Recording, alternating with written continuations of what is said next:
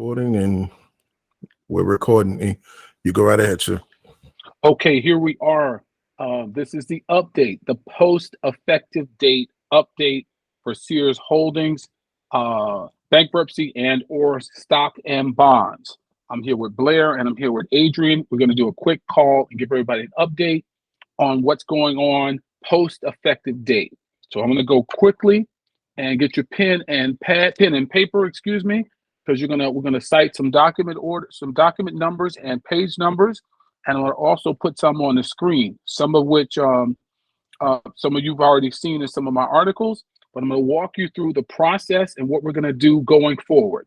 So as many of you know, on October the 28th, which was last Friday, the Chapter 11 plan that was filed in approved in April of 2019 and October of 2019 as amended became effective.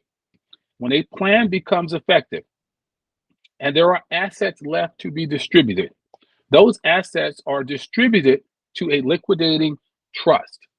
The liquidating trust has what's called liquidating trust beneficiaries. And if you remember in a previous Zoom, I spoke about a company dying or a person dying and leaving a will and having beneficiaries of that particular will or that estate, similar to a probate estate. So I'm going to walk you through one of the important claims and the largest non-ESL or non-Eddie Lampert claim in the bankruptcy case. I'm going to walk you through what this particular government entity decided to do with their claim and how they felt about it. Their claim was originally 1.8 or 1.9 billion dollars, and they negotiated the settlement of that claim of $880 million. $80 million of this claim they agreed to make secured with a first lien on the assets at the liquidating trust, and the other $800 million will be deemed an allowed general unsecured claim.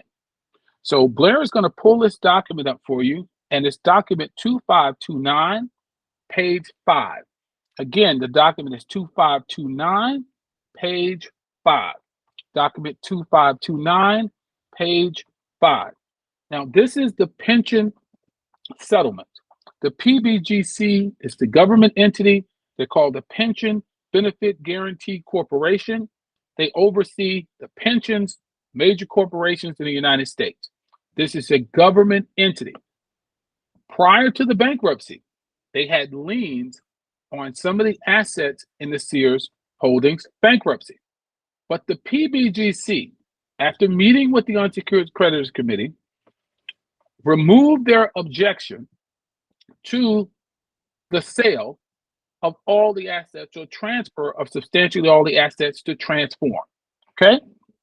They said this is the condition on which we will remove our objection. Just give us the first $80 million out of the liquidating trust after you have liquidated all of your businesses and assets, and give us the next $800 million on a pro rata basis with anybody else that's left to be paid. Let me say that again. They said, give me the first $80 million secured against the remaining assets in the liquidating trust. This is on Doc 2529, page 5. And the rest of our claim, which is $800 million, just put me in there with the general unsecured claimants. Now, I know when you hear unsecured, you know that means the claim is not secured, particularly by a particular asset. Okay? Now, I want to ask everybody a common sense question, and this is a common sense presentation. Why would a government entity take a general unsecured claim for $800 million almost 4 years ago unless they knew that the unsecured creditors were going to be paid as well? Nobody, especially a government entity, would throw away $800 million or gamble that there would be assets left to pay this particular $800 million. Now, I'll go over it again. Number 10 on page 2529, page 5, says PBGC agreed UBL claim. Under the terms of the debtor's Chapter 11 plan, PBGC receives an allowed general unsecured claim against each debtor in the reduced amount of $800 million. So they reduced it from roughly 1.8 or 1.9 billion to 800 million. Number 11 of the same page, Doc 2529, page 5.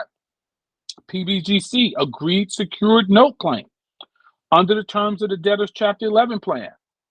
The PBGC will, on the effective date, which was last Friday, thereof receive, in addition to the agreed UBL claim, a senior secured non-interest bearing note or other first priority interest evidencing the debtor's joint and several obligations to the PBGC in the amount of $80 million.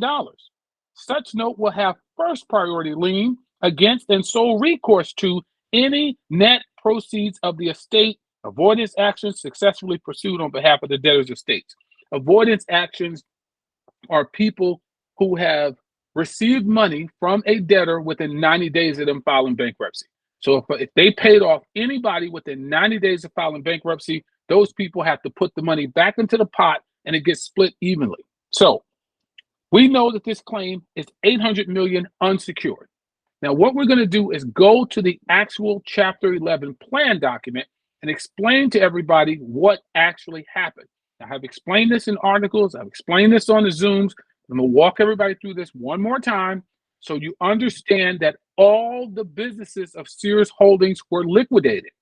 A group of those businesses were transferred to Transform Holdco, but they still belong to the debtors. They never left possession or ownership of the debtors. If you guys remember from the last Zoom, you can go to page document 2507, page 5, under title to the acquired assets. Look at where it says the acquired assets that are owned by the debtors constitute property of the debtors' estates, and good title is vested in the debtors' estates within the meaning of Section 541A of the Bankruptcy Code. Look up 541A of the Bankruptcy Code, and you will see there is not a mistake. They are not trying to explain to you who owns the assets as if the person buying the assets doesn't know. They're trying to be redundant so it is clear that the debtor still owns these assets, even though they're, quote, being acquired by Transform. Remember the quick claim deed example that I gave to everyone. So the assets that are at Transform Holdco belong to Sears Holdings. Those assets are moving forward and have been over there since February 2019. Some of them were liquidated, and some of the assets have been operating as a going concern business. This was also spoken about in document 1730, page 32, under distribution requirement. The court gave Eddie Lampert permission to run the businesses outside of bankruptcy, especially the things that were not being liquidated immediately. So be careful not to be confused. Section 541A is property of a debtor's estate. This is a 368A1G tax reorganization, and many people online are denying that that is this type of reorganization. If you Google that type of reorganization, they show you that the assets just transfer from one entity to the other, the assets and liabilities, same owners. So the debtor's assets can be liquidated inside or outside of bankruptcy. And the businesses like Sears Home Services, Innovel Solutions, Die Hard, Kenmore, the real estate, the tenants we have, those businesses are still operating and have operated the entire 4 years prior to the effective date. Those assets were not sold to anyone else, with the exception of Innovel Solutions for $1 billion, Die Hard for $200 million, $1 billion worth of the real estate was sold, the inventory was sold, and we sold roughly, 400. We liquidated roughly 400 of the 420 stores that came out. So this is important. If you don't believe and don't understand Doc 2507, page 5, everything else I'm saying doesn't make any sense. But you're going to see as we go through the plan that there is only one way for this to be understood. And if someone online on Seeking Alpha or Reddit is telling you that these assets are solely owned by Eddie Lampert, tell them to show you 3 sources. because in all of my presentations, I've shown at least 3 sources. And I'll give you 3 right now. Professor Thompson's book on mergers and acquisitions, chapter 16. Clear as day that we own these assets. Okay. Number 2, the plan, document 3276, which we're going to go to right now. So Blair is going to pull up document 3276, and I'm going to walk you through the chapter 11 plan that has just gone effective. All right. Remember, document 2507 approved the transfer of our assets outside of the bankruptcy to be managed and liquidated over at Transform. If you also go to page 6 of that same document 2507 and page 7, it'll be very clear to you that those are our assets. And I'm going to prove that those are our assets. You go online today and you see what was filed today. There was a document filed today, and I'm going to give you the document number in a couple of seconds. The document filed today is Monday, October the 31st. If you take a look at document, well, it's been another good document filed. That's great. Look at document 10692. It's called the Chapter 11 Post-Confirmation Report, quarter ending October 1st, 2022. This report shows there is no money left at the bankruptcy estate.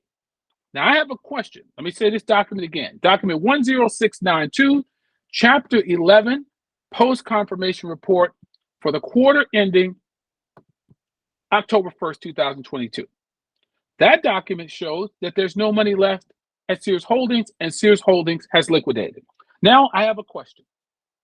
Where does the PBGC get their $880 million from if the corporation that agreed to pay them has liquidated? Have they decided they don't want the $880 million anymore? And if they have decided this, in the last 4 years, why didn't they file an objection to all of these things that were going on? Why didn't they object to the effective date occurring? Why didn't they ask for more money from the particular lawsuit settlement that came in? Because they got another $10 million or so in reserve there. Where do they get the $880 million from if it does not come from Transform? Remember, only $80 million is secured.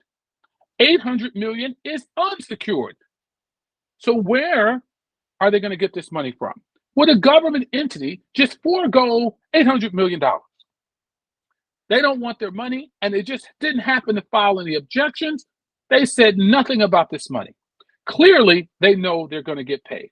So, by the way, after the effective date, within 5 days, they have to file what's called a statement and notice of occurrence of the effective date. It must be filed on the court record and in the New York Times within 7 days. It must hit the court record within 5 days, and it must be filed in a public paper like the New York Times within 7. Well, there's some good news, guys. They filed this notice today. It's document 10693. It's called the Statement and Notice of Occurrence of the Effective Date. It was filed today, October the 31st. This particular notice lets everyone know that the effective date has occurred. And that means that the plan is now effective. We're going to go into what happens afterwards. So the assets and cash at Transform have been transferred to a liquidating trust. And this liquidating trust is where the PBGC gets their $880 million, and it's where we get our money for our bonds. It's where we get paid as stockholders. So Blair is on he's on the first page. This is document 3276, page 12. And if Blair could you scroll down to page 13 for me? And if you guys see page 13 here of document 3276, I'm going to read off what's going on with the PBGC really quickly. And it says, the plan contemplates a wind down of the remaining assets of the debtors, plural, estates, primarily litigation claims. Everybody knows the litigation is settled, and a distribution to creditors in accordance with the absolute priority rule. I'm going to let everybody else look that up themselves. Look up the absolute priority rule on Google yourself, and certain settlements as described herein. Specifically, the plan provides for the approval of the settlement. This is the 800 million we're talking about and the 880 with the Pension Benefit Guaranty Corporation, the PBGC, and such settlement, the PBGC settlement. So what did they agree to, guys? Here's the next paragraph. On the effective date of the plan, which was last Friday, all of the debtor's assets will be transferred to the liquidating trust defined below, and the debtor legal entities will be dissolved. Let me stop right there. There is nothing left at the bankruptcy estate, and you can look up the document. It was filed today. So what are they talking about? Why would the PBGC agree to get $880 million from nowhere? They are clearly talking about the other assets, which are Transform Holdco. They did not object. They did not object to the settlement. They said, we're getting paid out of the liquidating trust. Let me say this again. On the effective date of the plan, all of the debtor's assets will be transferred to the liquidating. There's nothing to transfer from the bankruptcy estate, guys. They just filed a report and said there's nothing there. So what could they be talking about if not for Transform? So it's impossible that they're not talking about Transform because there's no other entity connected to Sears Holdings whatsoever of which they could get $880 million from. There's no more real estate left at Sears Holdings. There's no more stores left. The entity is called Transform. That is where the remaining assets are. And that is where we get paid. And that is where the PBGC gets their $880 million. It says the debtor legal entities will be dissolved. Sears Holdings has dissolved. Everybody remember, document 1730, page 32. It was a requirement that we dissolve by the end of the third taxable year. We have met that requirement. There is a distribution requirement once we dissolve. It's section 3A. Go to document 1730, page 32 on the distribution requirement, and go to section 3A. We get roughly $1.4 billion and $35 million was what they call the credit bid consideration. All of that has been met. So we are waiting for the distribution of the roughly $1.4 billion under document 1730, page 32, the $35 million for credit bid consideration. We're waiting on that distribution to come to us. That has been sent over to the liquidating trust, and it will be coming to us, including the PBGC. All right, so if Blair would scroll down to page 14, and I'm going to show you exactly what I just told you in this court order. The top of page 14 in highlights says, the plan contemplates distributions of cash as assets are monetized, including from the following sources. Cash on hand as of the effective date. We know there's no cash on hand at Sears, guys. They just filed a document yesterday or today. There's no cash there. So where can the cash be? Let me show you where it's at. Cash from the net proceeds of the following assets. They talk about the causes of action, which was the lawsuit. You scroll down some more to the next highlight. The very last bullet point, it says, all remaining assets of each debtor, other than the specified causes of action, the credit bid release consideration, I just told you that was $35 million. That they're talking again about this money coming to us. I just told you it's listed again in document 1730, page 32. The credit bid release consideration is in the APA. It's $32 or $35 million, including all cash owned by each of the debtors on the effective date. We know there's no cash at Sears Holdings on the effective date because they just filed the document. There's no cash. They have dissolved. Nothing is there. Everything is at Transform, and Transform, as of Friday, has transferred all of that to the liquidating trust so we can be paid. So let me finish the highlights. It says, hold on, including all cash owned by each of the debtors on the effective date, other than the cash used to fund or held in the disputed claim reserve account. And that's already been set aside. It was 30, 40 million, 20 million, something like that. It was on, I'll pull the document in a minute. Or the carve-out account. The carve-out account was for admin fees. The other assets, that's a key word, write it down. The other assets, this is a key word, together with the other causes of actions, the general assets, key word. You must pay attention to the legal definitions used in these documents. Other assets and general assets. Right here again, the credit bid release consideration. together with the general assets and specified cause of actions, the total assets. We're going to go to a couple more pages. We're going to scroll down. Remember the word other assets and general assets and total assets. They have specific definitions in this document. You can pull this full document up, go to the definition section, and you'll be amazed at what you find. It's all good news for us. This document was dated April 17, 2019. So if Blair would, we're going to scroll down to page 17, which is the next page. Page 15, which is the next page. This was another disagreement online that I disproved about 10 times. They said we didn't have enough for admin fees and it was going to be too much money.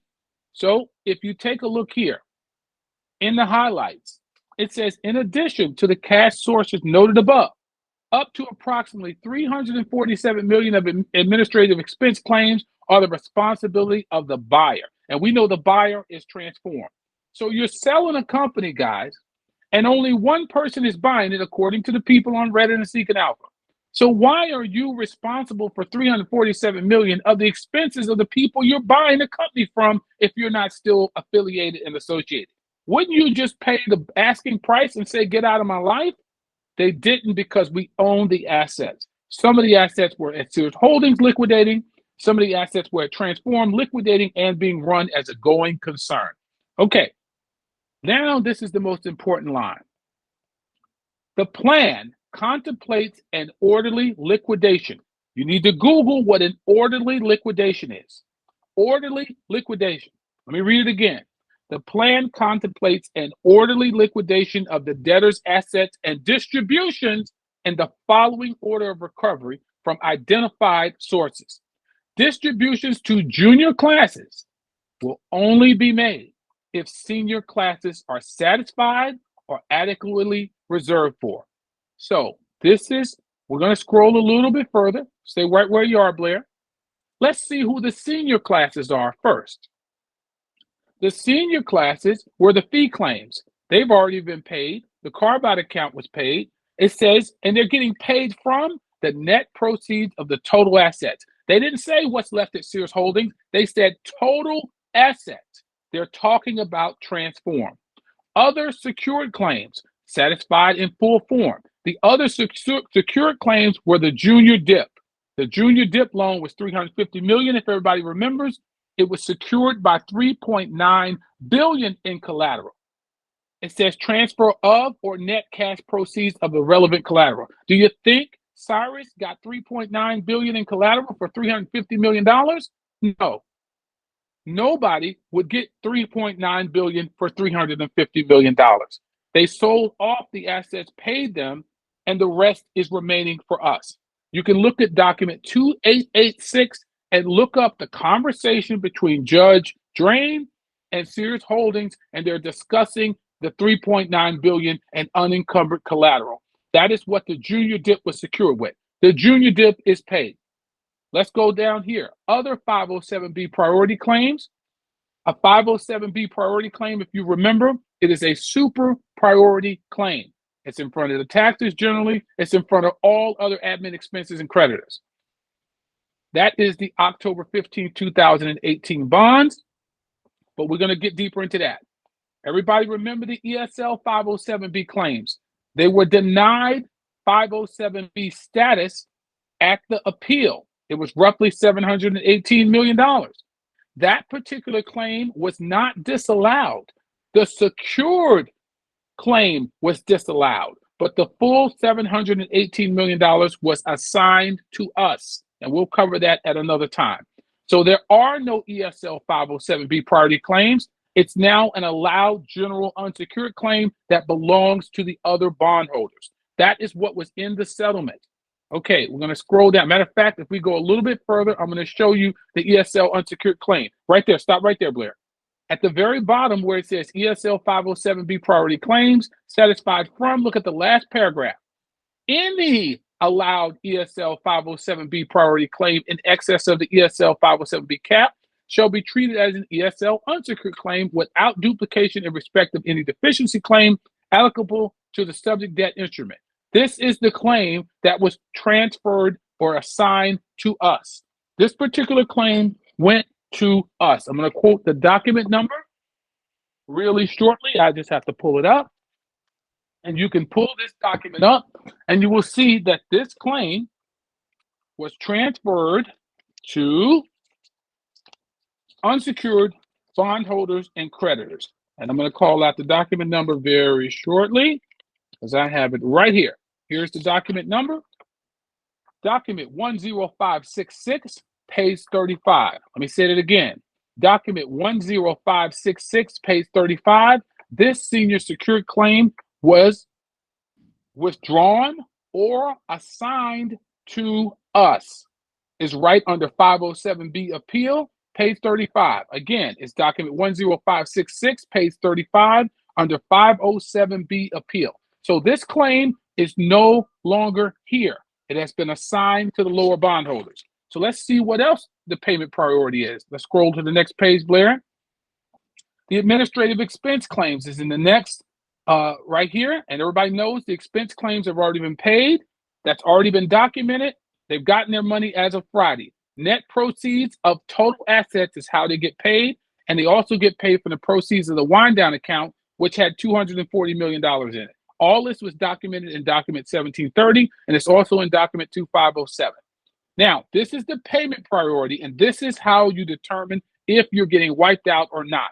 Remember, we have to pay the senior creditors first. So far, they've all been paid or they've been pushed down. Priority tax claims already paid. Let's go down here and see.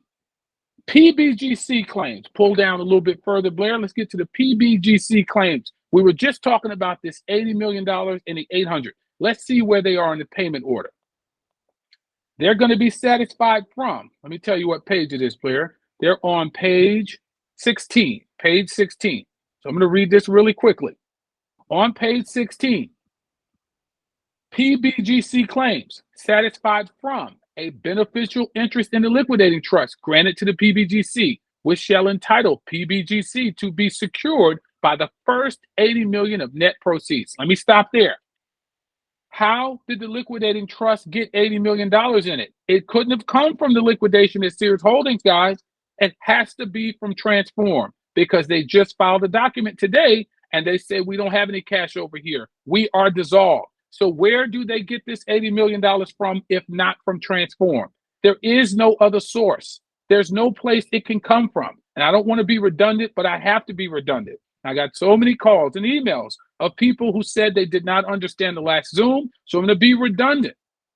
Where does the $80 million of net proceeds from? Is it common sense to believe that they don't want this $80 million if they didn't know this money was going to be in a liquidating trust? Why would they accept this in 2019 if they didn't know they were going to be paid in full?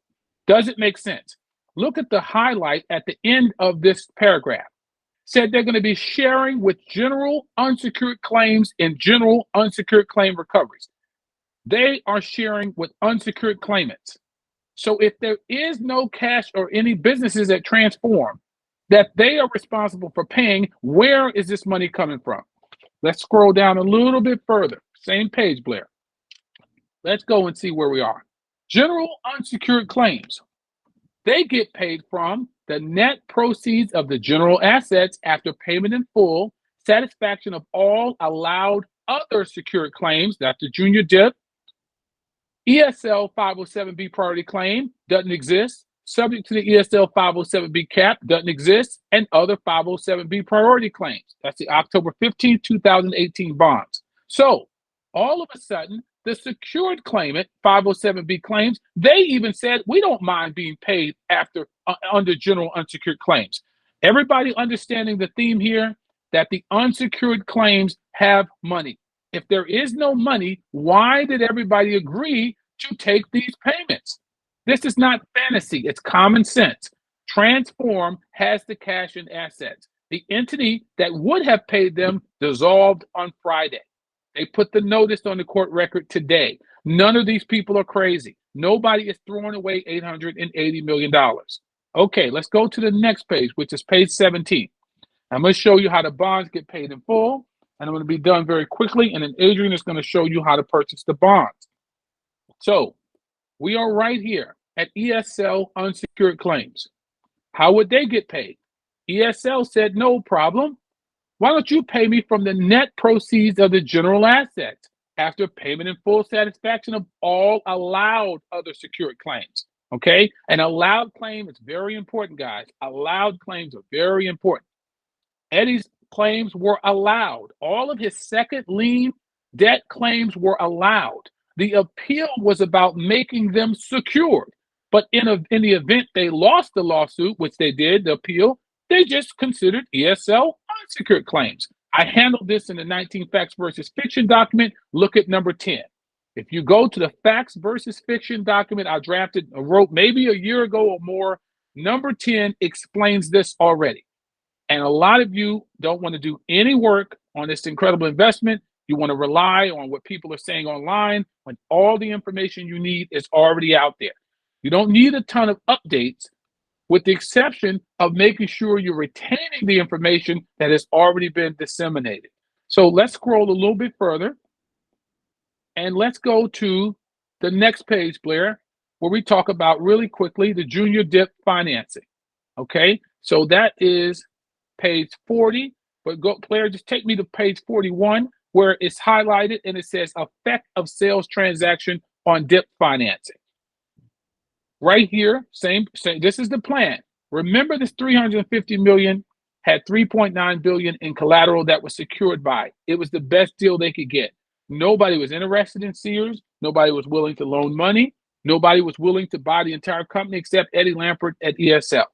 Okay, so it says upon the sale closing, the entire $350 million of outstanding principal amount under the junior dip financing was rolled over with the consent of the junior dip lenders. And you do not see Eddie Lampert listed. So here is the $1 million question for the people who say Eddie Lampert just ends up with everything all by himself. He's not listed as a lender of the $350 million. Eddie Lampert, ESL, they're nowhere to be found.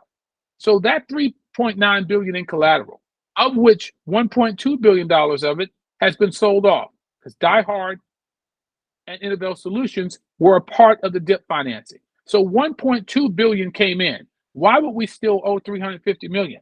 How could these people who loaned us $350 million end up with more than what they were owed, with the exception of their interest? They can't. It's not common sense.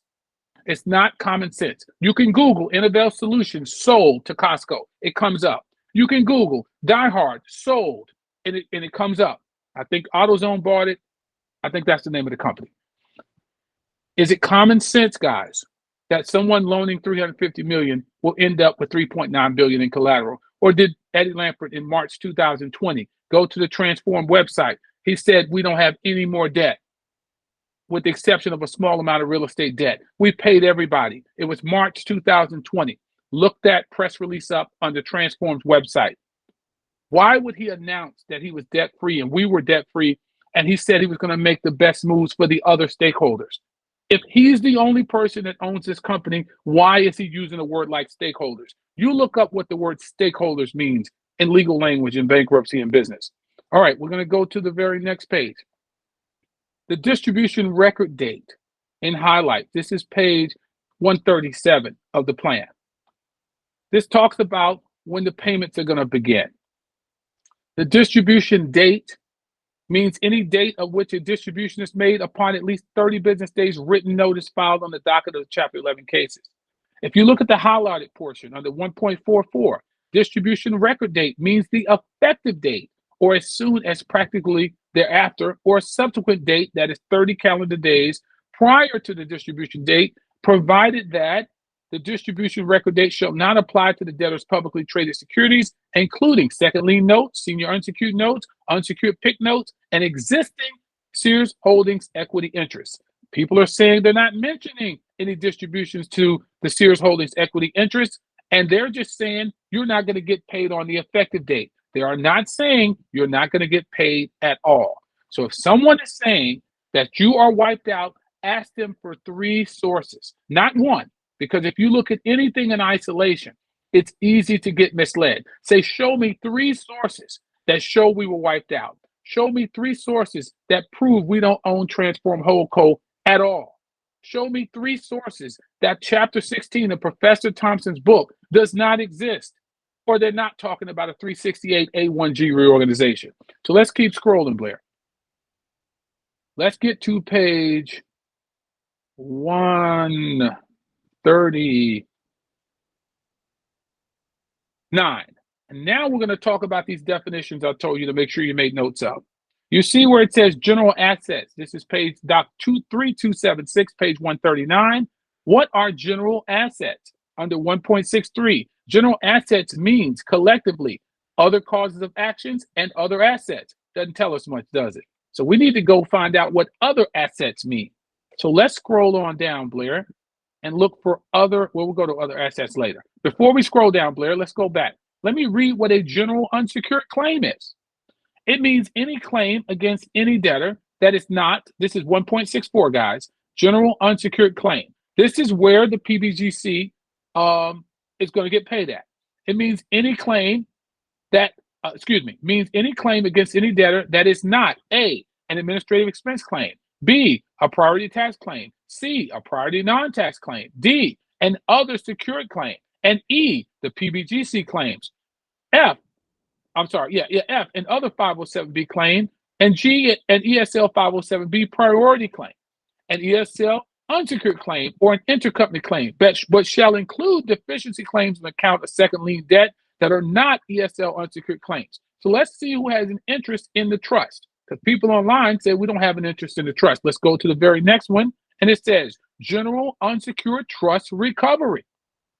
Means net proceeds of the general assets after payment in full satisfaction of allowed other secured claims, and they run down that same list. So let's go see, Blair, let's go a little bit further, go to page 140, where it says liquidating trust assets. Let's see what that means. That means from and after the effective date. That was last Friday, guys. Let me say it again. Liquidating trust assets means from and after the effective date, all assets of the debtors that are not distributed on or prior to the effective date, including, for the avoidance of doubt, the total assets, which shall be described in the liquidating trust agreement. Okay? So let's scroll down a little further. What are the net proceeds we've been talking about? The net proceeds means all cash proceeds. Let me say it again. All cash proceeds of the debtors, plural, realized from the total assets, less the fees or any other costs associated with collection of such proceeds. How can they pay us after the effective date if Sears Holdings has no money if it's not coming from Transform? What cash proceeds are left? The only cash proceeds are at Transform. How can they be talking about anything but Transform? The corporation Sears Holdings liquidated on October 28th of this year. I know I sound redundant, but I know I'm going to continue to be redundant because no one can answer this question. Let's scroll down a little bit further. It says other assets. What are other assets? That means all remaining assets of each of the debtors, plural, other than the specified causes of action, other causes of action, and credit bid release consideration, including all cash owned by each of the debtors. There's no cash left at Sears Holdings. What are they talking about? On the effective date, other than the cash used to fund or held in the disputed claim reserves account. Let's go a little bit further down. The other highlight, 1.85, other secured claim, means a secured claim other than second lien credit facility or the second lien notes claim. Okay, anything but those. You see, the PBGC means Pension Benefit Guaranty Corporation. So why are we doing anything after the effective date if the money is not coming from another source? Because they clearly have dissolved the corporation, and the dissolved corporation cannot hold money. The dissolved corporation cannot pay you. The liquidating trust is what pays you because there are assets left to pay the $880 million. There are assets left to pay all the bondholders, and there are assets left to pay the Sears shareholders. And I think that is it. We're going to go to 1.89. Scroll down a little bit further, Blair. I'm going to close out with this last part. I'm sorry, 1.90. 1.90.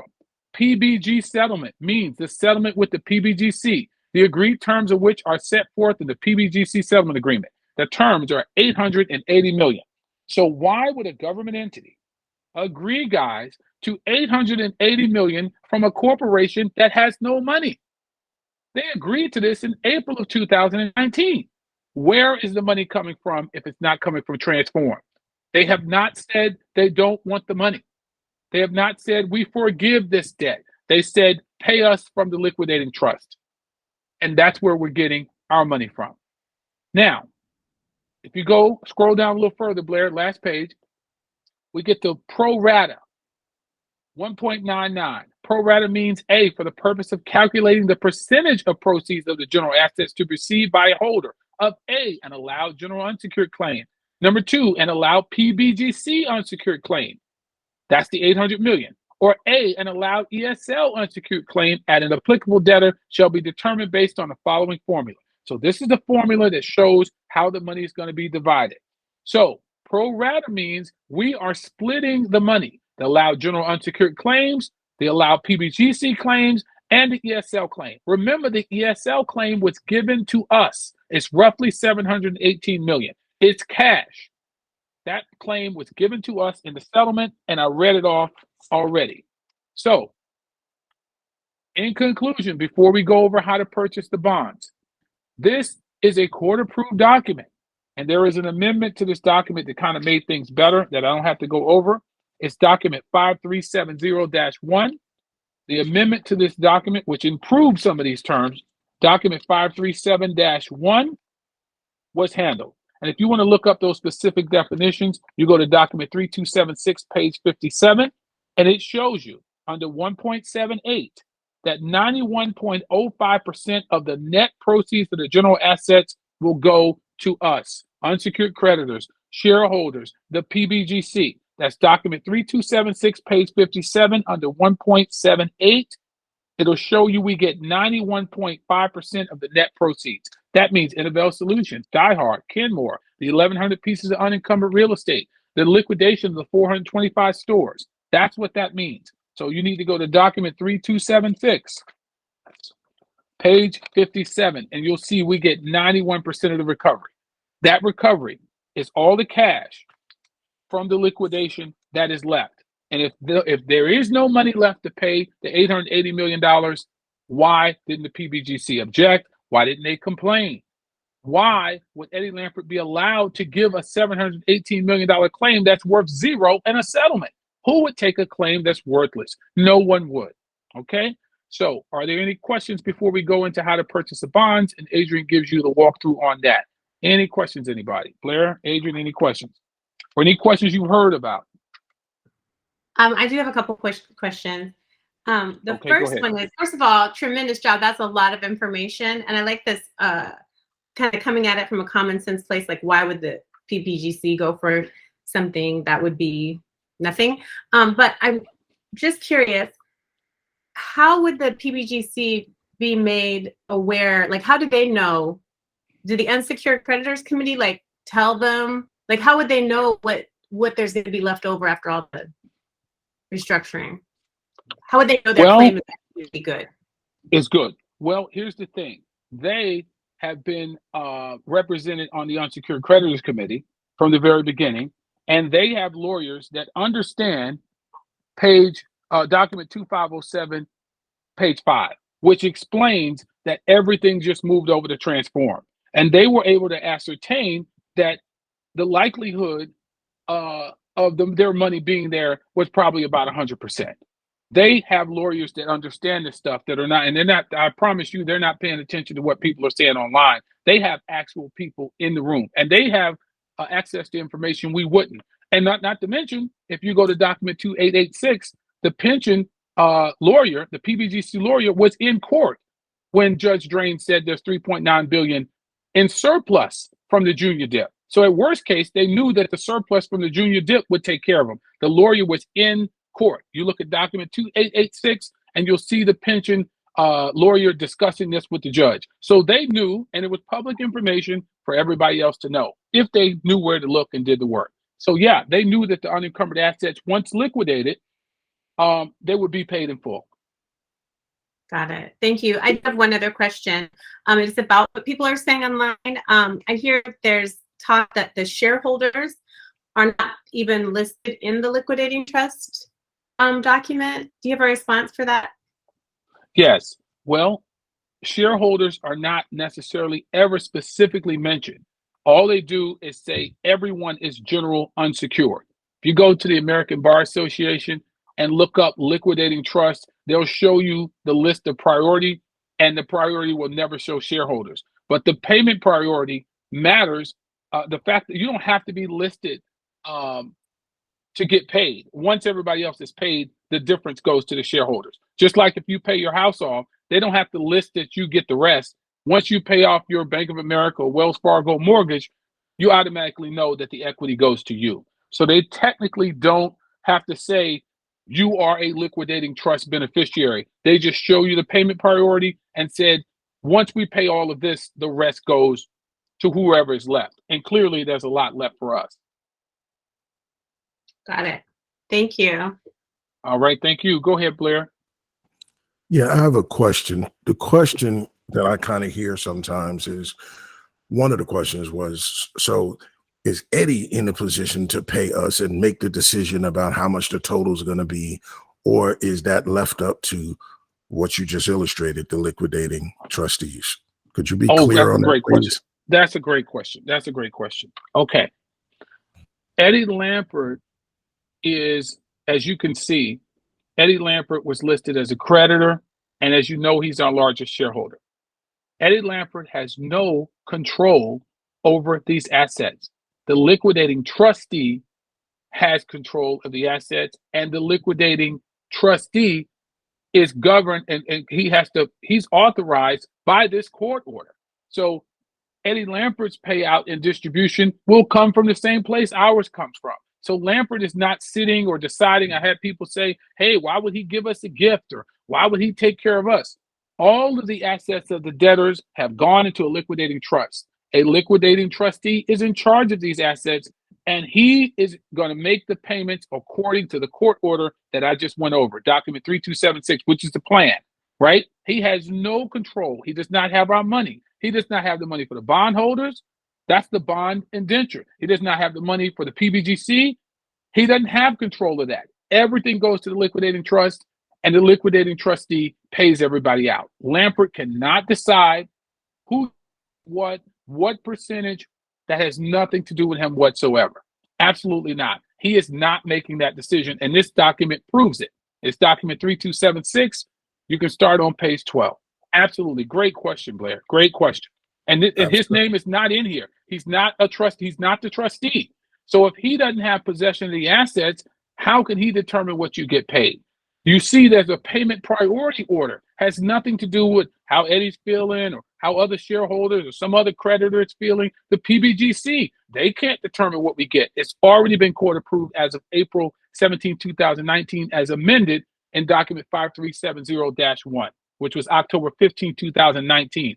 Eddie Lampert is not on the board of the liquidating trustees, and he is not the liquidating trustee. He is not in control of the money post-effective date, and he wasn't in control pre-effective date, with the exception of what the court gave him permission to invest and permission to run, transform, so on and so forth. Gotcha. And one last question. One more last question. People are having an absolute kind of, how you might want to say, fear about another court date going into 2023. Okay. Could you please address that issue, please? Okay. So once the effective date happens in a case, and anybody can Google this, the effective date was last Friday, October 28th. The notice was sent today. I saw it while we were doing this call.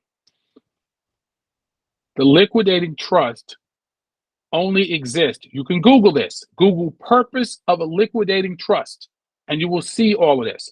And what I've been trying to explain to people, Blair, is just spend 30 minutes Googling the stuff you don't understand.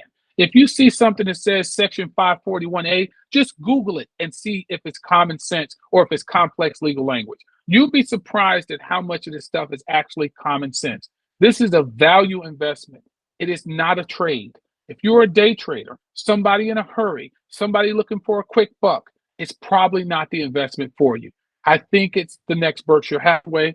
I think it's the greatest investment I've ever seen. And that's just my thought. I'm not a financial advisor. I'm not giving investment advice. I'm just explaining my personal opinion about this.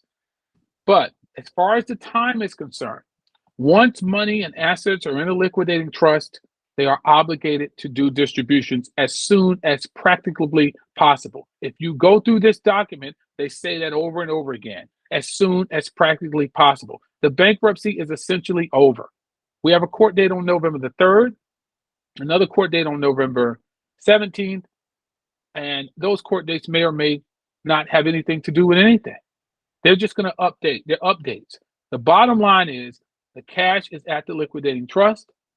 We know that the PBGC did not forego their claim of $880 million because there would be something on the docket saying we forgive our claim, or we know we're not getting paid, we give up, et cetera, et cetera. So as far as the timing is concerned, they say distributions will begin as soon as practically possible. I challenge anybody to go through this document and show me where it says it's going to be another year, another 2 years. The company has liquidated and the plan is effective. We have to dissolve by the end of the third taxable year. That already happened last Friday.